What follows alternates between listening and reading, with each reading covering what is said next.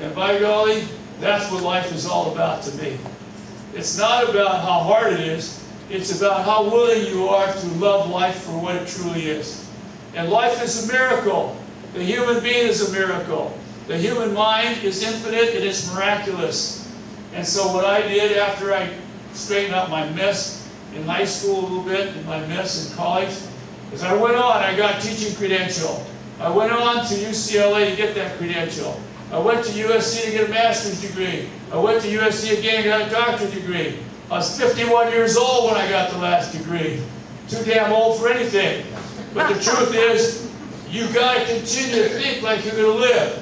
Now, I'll tell you the final thing, we're in the business. I'm going to live to be 120 years old.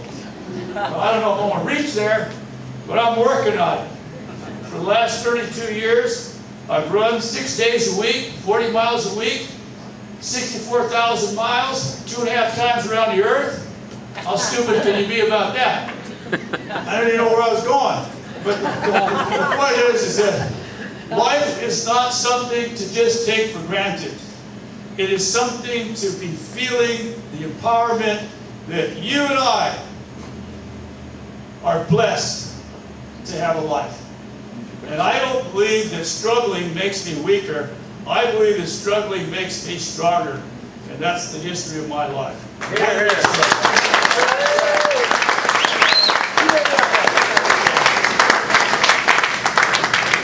Okay. The first thing is the jails. Or let's talk about budget cuts. Let's talk about taxpayers' rights. And let's talk about government. And let's talk about bureaucracy. And let's talk about leadership. And let's talk about how in the hell we're going to do better no matter what. Now I'll tell you, the Sheriff's Department didn't say this, by the way, in the introduction, Richard. The Sheriff's Department has a $2.5 billion budget. It's about it's about 100 million, it's about 100 million more than the LAPD budget. That doesn't matter, they're a great organization. The point is, there's a big bureaucracy. The number one thing when you all elected me, you probably didn't know you did, but the point is, when you elected me, my first thing was to beat the hell out of that bureaucracy. You know why? It looks all pretty in these organizational charts, but you'd be surprised what a bureaucracy makes in the way of excuses as to why not to get something done. And so therefore, I went in there, I audited the whole place, came up with 700 pages, went to every command, talked to the people on the ground, working on the line level. We have 24 sheriff stations. Interviewed people from all positions. I wanted to know what's wrong with what's going on. And they'll tell you if you ask. If you think that running the sheriff department from the top is the way you're going to do business in the 21st century, I got news for you. You got to be in the middle of all your problems all the time. And you can't make excuses that you didn't know about it. Well, I got a radar like nobody's business. I think I'm a combination of an airplane and a submarine. You know, I know where to mold in there and get underneath the water of the bureaucracy, and I go from the top in as well. And I can even go in the middle if I had to. And the whole theory is that you pay me to spend your money the smartest way I can. And that you're going to get the services that are really reflective of the qualities that you deserve. Okay, with that, I thought that every member of my department should learn to be a leader. You can train someone to arrest somebody. You can train somebody to fill out police reports. You can train somebody to use force. You can train them to shoot their guns. But if you don't train them to be a leader first, you know what? You're not going to get the best out of them. You know what? The 21st century government in America, and this is what's wrong with the state. You got a bunch of people up there that don't even know the public that they're serving. They're up there doing all kinds of things. And you wonder what's going on here, because the truth is that we need more out of the worker, not less. And when you have less money, all of us have to pitch in. So I cut this budget. Am I making any sense here? Okay. I cut in this budget. I want to get away from the pole here so I other people see it. But I cut from this budget because we had to $128 million. And you know what I said? We're going to save this $128 million. We're not going to lay anybody off. And I said, the only way we're going to do this is if I get management, that means me, and everybody between me and the deputy sheriffs and the professional staff, I'm going to work 1 day a week to save overtime costs, any other kind of costs, and therefore contribute to the reduction of the budget. So I worked in a radio car in East Los Angeles, a shift. I worked on the transit system, because we policed your transit system in this great county, for a shift. And I'll tell you, the radio car was pretty challenging, because they got computers in the car and all that. So I had to get a little updated on that. I got updated. And then when I did the transit system, I was with a bomb-sniffing dog. We do have a terrorist problem in this country, the threats thereof. So I'm working with this dog handler, and I'm also checking fares, and there's a few people cheating on the fares, so I wrote them tickets. They didn't like that, because the fine is a couple $100. But what do you think law enforcement is? Going to give you a free ride? You know, if my deputies could write a ticket, I could write a ticket, but I was polite. You know, I said, you know, let's talk about this for a moment.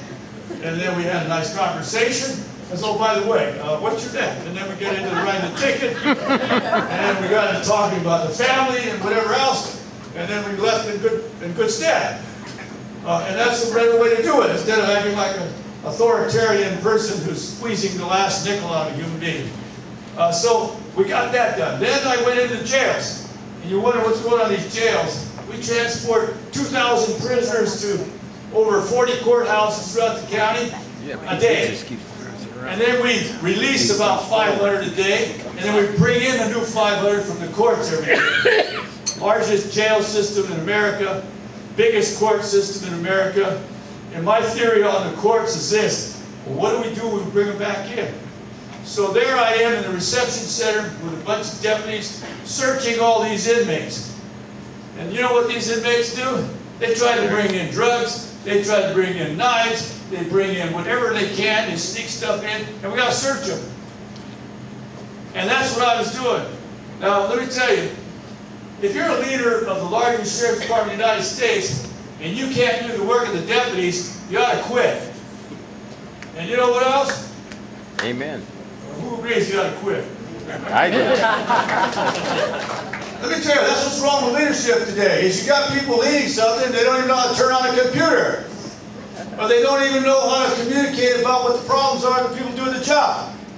Well, I've been in the sheriff's department for 45 years, since 1965, and I've been all over that place, and I think I know I need to learn more. And that's the first thing a leader says to himself. I don't know it all, but I think I need to learn more. And you know who's going to teach you? The people that work for you are going to teach you, because they're smart. All right? Make any sense so far? Yeah. I am so proud of the men and women of the Sheriff's Department, but I'm equally as proud of the public that we serve, because our #1 mission is public trust. And you know what I love about the areas that we police? You see a lot of radio cars all the time. And we're pretty busy and we're making a lot of arrests, but more than that, we have 16 youth centers. 16 youth centers that Sherman Block started in 1982. And my job, and by the way, I largely owe my job to Sherman Block. And you know why?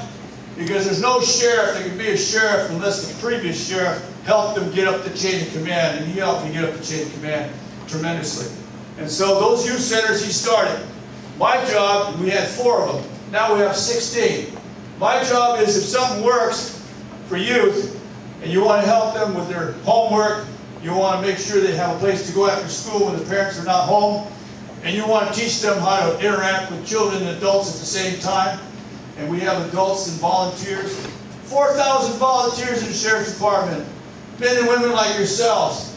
And maybe 1 or 2 use a volunteer. Anybody working as a volunteer? I'm going to recruit you all. The Sherman Oaks Homeowners Association, all of you got to go work for the Sheriff's Department as volunteers. Well, no, I'm not threatening you here.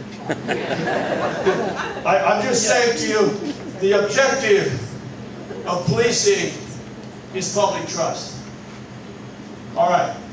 Core values. You know, I think you should know what a deputy sheriff stands for. And I require every recruit that goes through our academy. And we train a lot of other police departments. And I'll tell you, if these core